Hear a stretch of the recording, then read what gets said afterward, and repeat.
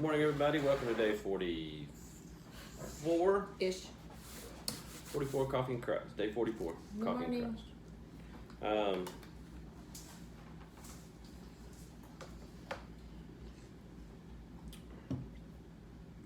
Today we're not going to be able to do a whole lot of talking on it. I always say that, but it never works out that way. Well, You can't do these things in a time. kind of on the clock. We're in Deuteronomy 14, 15, and 16. I don't know.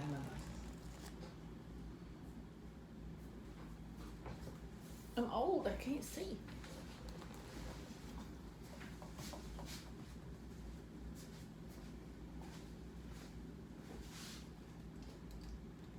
I found them. You can quit looking. Okay, I'll stop looking.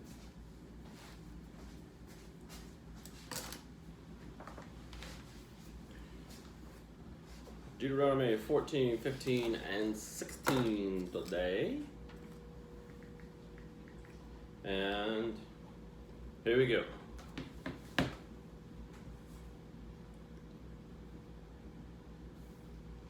Deuteronomy 14. You are the children of the Lord your God. Do not cut yourselves or shave the front of your heads for the dead, for you are a people holy to the Lord your God. Out of all the peoples on the face of the earth, the Lord has chosen you to be his treasured possession. Do not eat any detestable thing.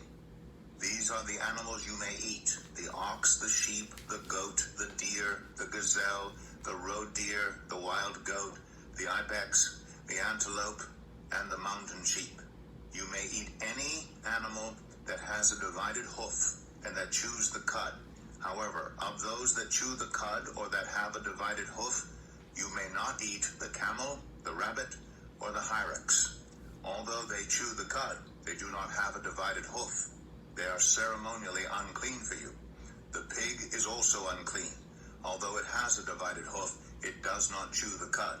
You are not to eat their meat or touch their carcasses. Of all the creatures living in the water, you may eat any that has fins and scales. But anything that does not have fins and scales, you may not eat. For you, it is unclean. You may eat any clean bird, but these you may not eat: the eagle, the vulture, the black vulture, the red kite, the black kite, any kind of falcon, any kind of raven, the horned owl, the screech owl, the gull, any kind of hawk, the little owl, the great owl, the white owl, the desert owl, the osprey, the cormorant, the stork, any kind of heron, the hoopoe, and the bat. All flying insects are unclean to you. Do not eat them. But any winged creature that is clean, you may eat. Do not eat anything you find already dead. You may give it to the foreigner residing in any of your towns, and they may eat it, or you may sell it to any other foreigner. But you are a people holy to the Lord your God. Do not cook a young goat in its mother's milk. Be sure to set aside a tenth of all that your fields produce each year. Eat the tithe of your grain, new wine, and olive oil, and the firstborn of your herds and flocks in the presence of the Lord your God at the place he will choose as a dwelling for his name, so that you may learn to revere the Lord your God always. But if that place is too distant and you have been blessed by the Lord your God and cannot carry your tithe because the place where the Lord will choose to put his name is so far away, then exchange your tithe for silver and take the silver with you and go to the place the Lord your God will choose. Use the silver to buy whatever you like: cattle, sheep, wine, or other fermented drink, or anything you wish. Then you and your household shall eat there in the presence of the Lord your God and rejoice. And do not neglect the Levites living in your towns, for they have no allotment or inheritance of their own. At the end of every 3 years, bring all the tithes of that year's produce and store it in your towns, so that the Levites who have no allotment or inheritance of their own, and the foreigners, the fatherless, and the widows who live in your towns may come and eat and be satisfied, and so that the Lord your God may bless you in all the work of your hands. Deuteronomy. That's not the only place it talks about tithes in the Bible, is it? Mm-mm. Oh. But did read when I can't remember what chapter, but It was way in the beginning. but it was when it was first mentioned. Yeah. The first time they had mentioned tithes. I believe it was.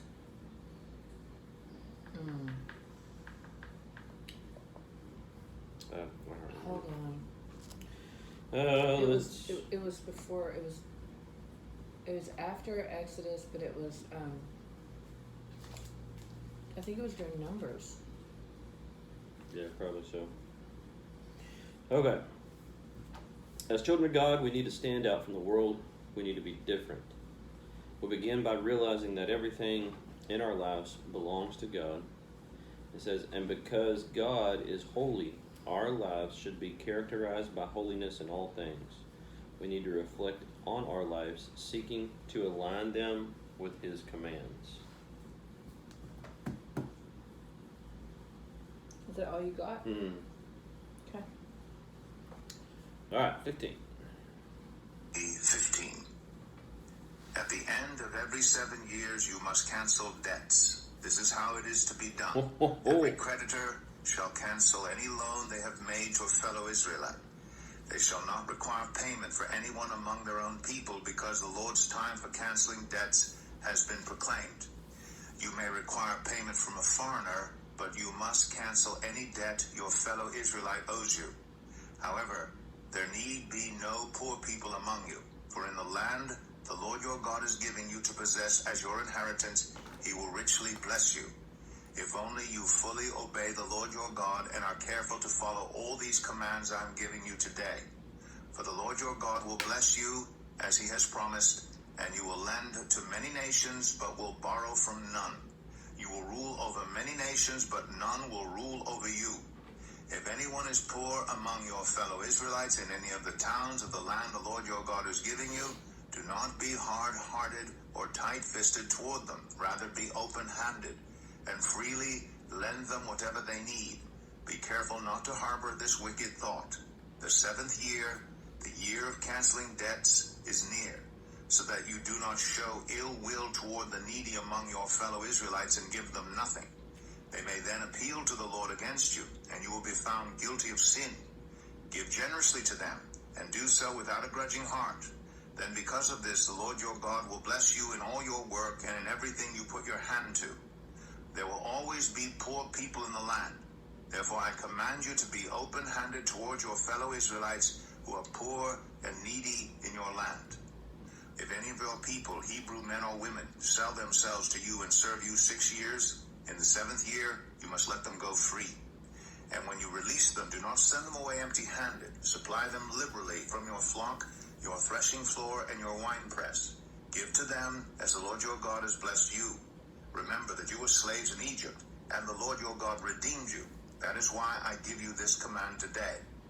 But if your servant says to you, I do not want to leave you, because he loves you and your family and is well off with you, then take an awl and push it through his earlobe into the door, and he will become your servant for life.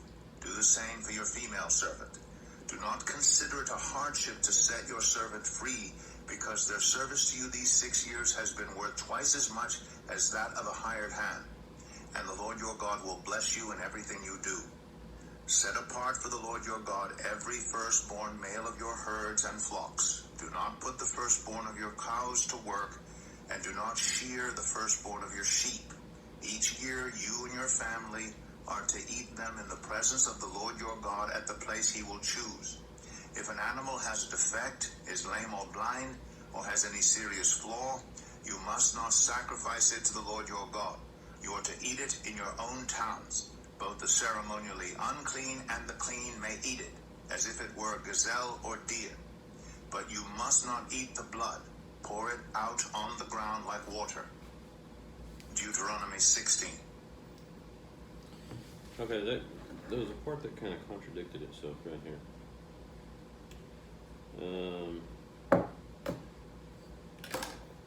This ought to be every creditor, blah, blah, blah, blah, you may require how long is the Lord among your inheritance. Be careful of these. Where you at? 15. No, Oh, I know that. If anyone's poor among your fellow, you're not doing hardship, rather open-handedly free. Careful not to harbor the 7th year. Well, there was a place where it said, no one will be poor, and then it said, there will be poor. There will always be poor people in the land. Hold on.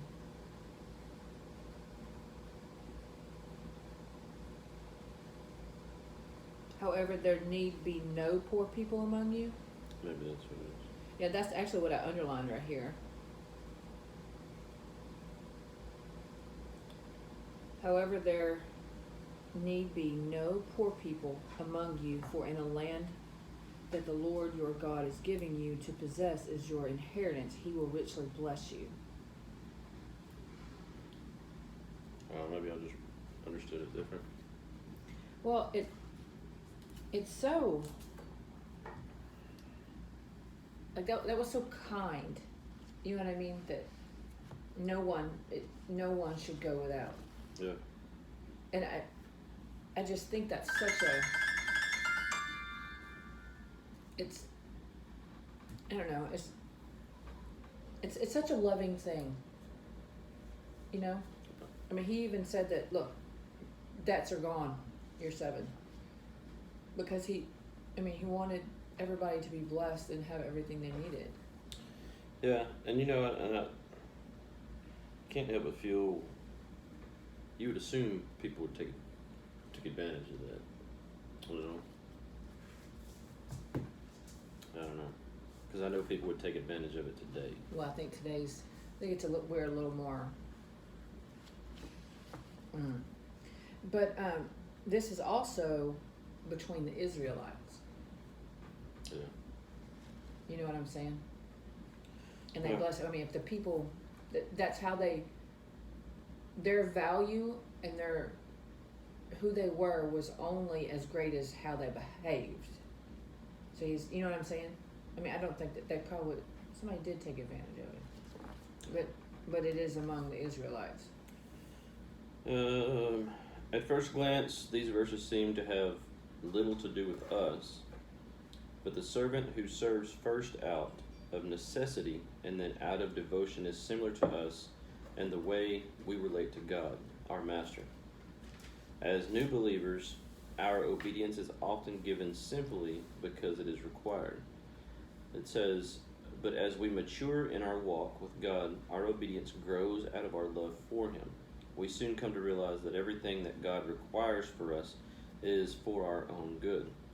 Perhaps we need to consider what it means to be slaves of God. The Israelites were to give the first of any profit they received to God. Likewise, it says, we too must give God the first of our resources, which includes both time and money. This shows that we are aware that God is the source of all that we have, and that everything belongs to Him. You know, every time I read, it seems like it's as we hear these things, and the repetitiveness is there for a reason, because there's a, hey, I need y'all to pay attention. You know, this is about to happen. I need you to learn this, because this was a new generation. Remember, you know, because the 40 years. Yeah. So, but every time I read it, it kind of has a different spark. Like it says, you know, for I am the God who brought you out of Egypt. Well, sometimes it feels like it makes me think when I apply it to myself. Like, this is how he's telling the Israelites, look, this is how you need to behave. I'm the Lord your God. I've done all this. I brought you out of slavery. How does that apply to us? It's brought you out of sin. Or I gave my only son so you would be accepted into heaven. You see what I'm saying? So it's like when they say brought you out of Egypt as slaves, that's starting to resonate as just who we were before we were Christians. Yeah. So it has its own meaning to us. Is that all you had? Yep. All right. 16. Observe the month of Aviv and celebrate the Passover of the Lord your God, because in the month of Aviv he brought you out of Egypt by night. Sacrifice as the Passover to the Lord your God an animal from your flock or herd at the place the Lord will choose as a dwelling for his name. Do not eat it with bread made with yeast, but for 7 days eat unleavened bread. the bread of affliction, because you left Egypt in haste, so that all the days of your life you may remember the time of your departure from Egypt. Let no yeast be found in your possession in all your land for 7 days. Do not let any of the meat you sacrifice on the evening of the first day remain until morning. You must not sacrifice the Passover in any town the Lord your God gives you, except in the place he will choose as a dwelling for his name. There you must sacrifice the Passover in the evening when the sun goes down, on the anniversary of your departure from Egypt. Roast it and eat it at the place the Lord your God will choose. Then in the morning return to your tents. For 6 days eat unleavened bread, and on the 7th day hold an assembly to the Lord your God, and do no work. Count off 7 weeks from the time you begin to put the sickle to the standing grain. Then celebrate the festival of weeks to the Lord your God by giving a freewill offering in proportion to the blessings the Lord your God has given you. And rejoice before the Lord your God at the place he will choose as a dwelling for his name. You, your sons and daughters, your male and female servants, the Levites in your towns, and the foreigners, the fatherless, and the widows living among you. Remember that you were slaves in Egypt, and follow carefully these decrees. Celebrate the festival of tabernacles for 7 days.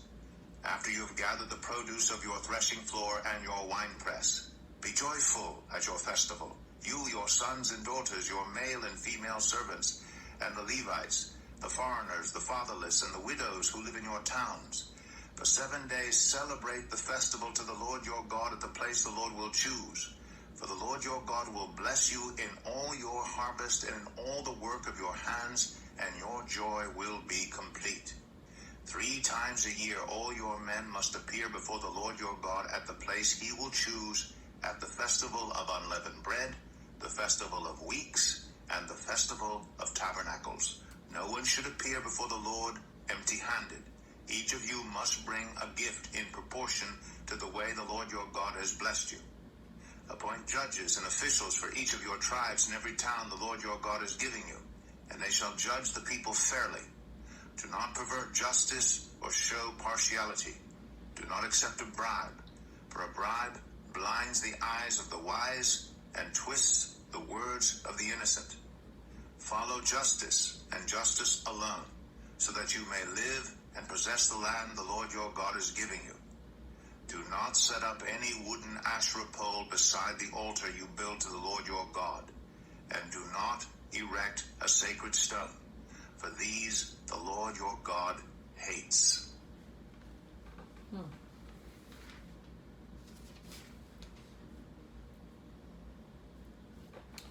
Let's see. When God delivered the Israelites from Egypt, he brought them out with signs and wonders.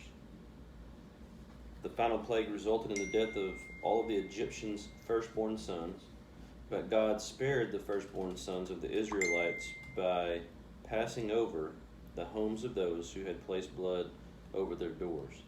From then on, God required that the Israelites give a sacrifice in place of all their firstborn sons. It says, this was a constant reminder of how God had spared their children. This should also remind us that we have graciously been passed over for punishment. God gave the sacrifice of his firstborn son, Jesus Christ, so we could be free of sin and its terrible consequences. The Festival of Weeks, or Pentecost, was a season of great joy among God's people. It came near the beginning of the harvest sun and was time of commemoration and rejoicing, celebrating the gifts that God had given. It says it was also a time of worship, or also a time of fellowship, feasting, and sharing God's gifts with those in need. God ordained festivals so people would remember his deeds and be encouraged together. It says we also need the fellowship of God's people to assist us as we seek spiritual renewal.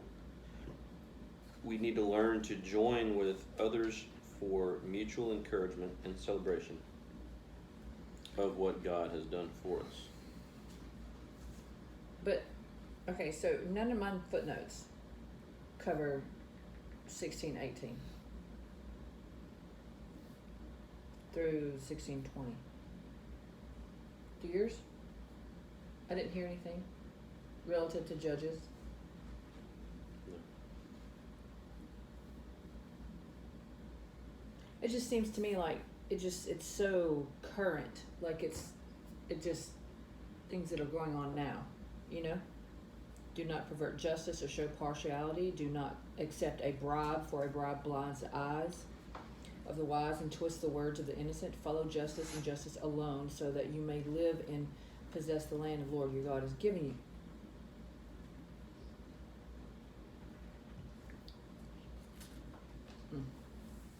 I think you can kind of pair it with all times. You know, it seems every generation goes through stuff. You know, they went through stuff during the World War days. I know, I just They feel went like through stuff during. I don't know why they didn't cover that, because it's so important. Well, let's see if Tara covers it. Okay. Hey Bible readers, I'm Tara Lee Cobble, and I'm your host for the Bible Recap.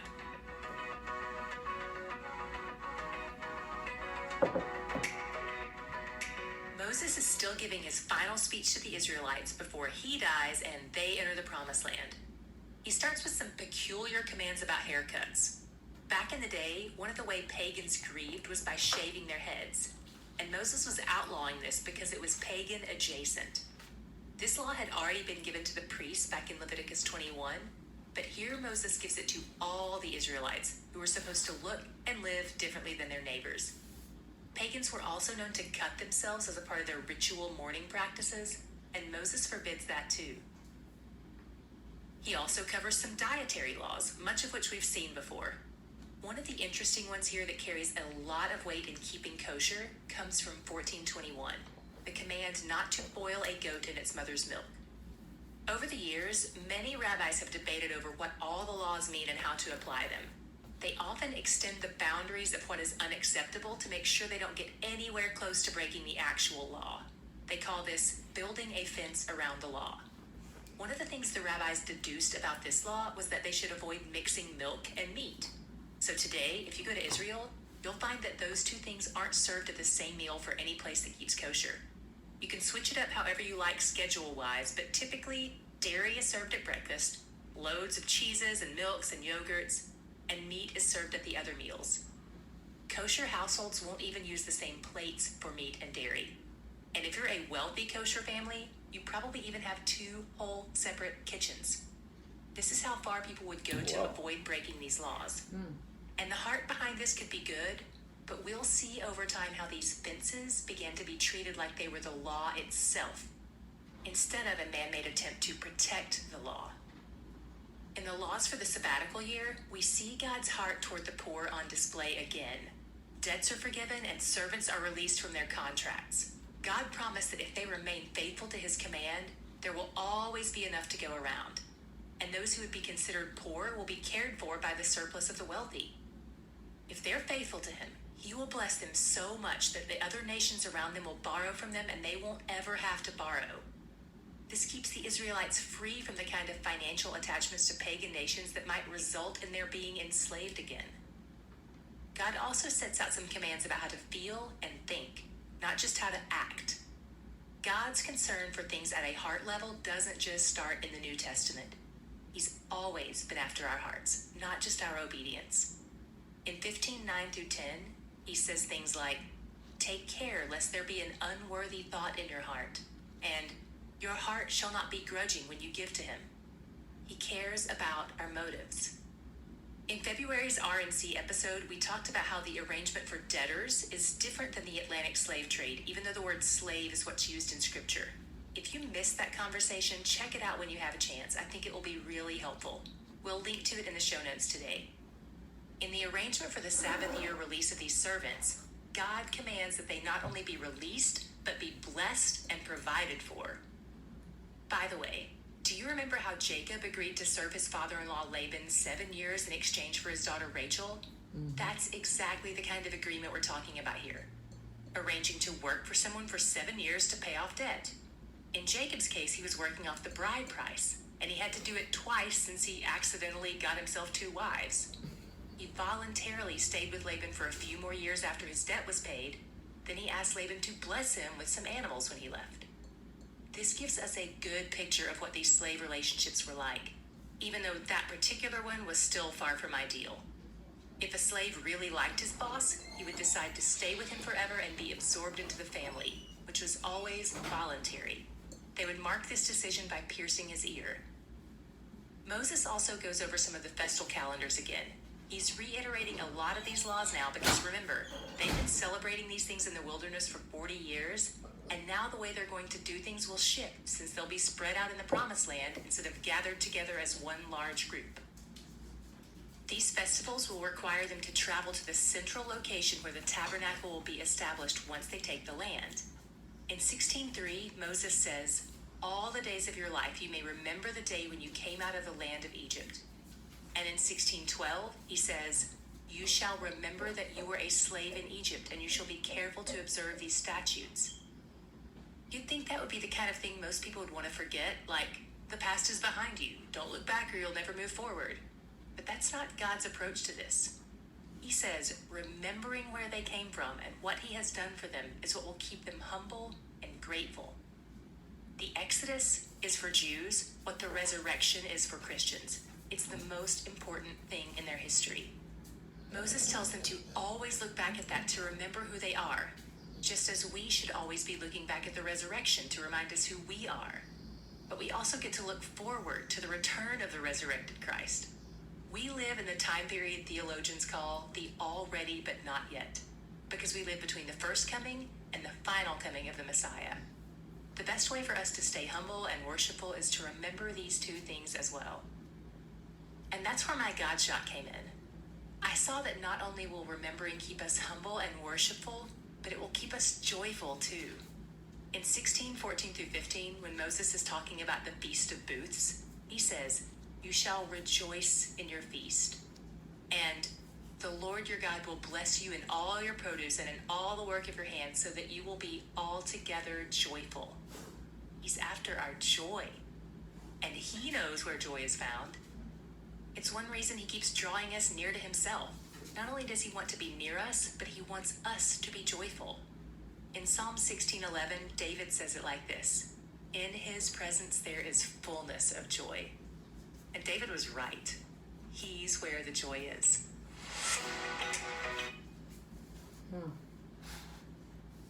That's a pretty good read today. Yeah. Yep. Say what you guys in prayer. I gotta remind you, don't forget. Oh, there's Lucy. Lord Father, thank you for this, for the beautiful sunshine that you've brought this morning. Thank you for this time that Angela and I can sit and read your word, learn more about you. As we continue to just open our hearts so that we better understand what you have in your book. As we go forth, Lord, thank you for everything that you bless us with, that you continue to bless us with, and ways that you just guide us as we go through this day, keep us all safe. As you forgive us our sins. In these prayers you ask, in your Son Christ's name. Amen. Thank you guys for joining us. Hopefully we'll see y'all tomorrow. Yeah. Have a great day.